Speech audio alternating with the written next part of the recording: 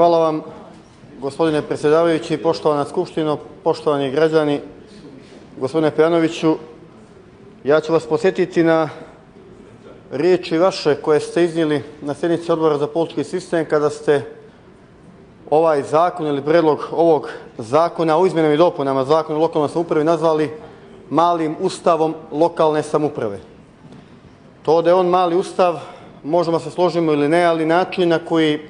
se on predlaže, postupak u kojem se predlaže, rješenja koja su predložena i najava amandmana iz dijela vladajuće partije, koja opet mijenjaju suštinski koncept, zaista govore da se onda neprimjereno ponašamo prema tome malom ustavu. Ovdje vam je gospodin Gošović to rekao, ja ću još jedan put da ponovim zbog javnosti, da su veoma čudni razlozi hitnosti, da se upravo ovaj zakon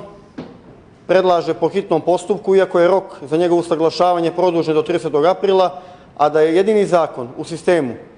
koji je flagrantno vanustavan, to je Zakon o teritorijalnoj organizaciji i koji je trebao da se uskladi mnogo ranije, jednostavno ispao iz hitnog postupka i zbog vjerovatno nekih razloga vama bolje poznatih neće biti razmatran na ovoj sjednici. Naravno, ovdje je obrazloženje ovog zakona da postoji potreba da se ta dva zakona donesu u paketu. Ne vidim zaista čemu žurba, sem ako to nije zbog nekih eventualnih lokalnih izbora koji nastupaju naredne godine i zbog pokušaja da se preduhitre neka kadrovska rješenja koja bi vjerovatno iznjedrila ti lokalni izbori kako za skupštinu opštine, tako i za određene gradonačelnike ili predsjednike opština širom Crne Gore.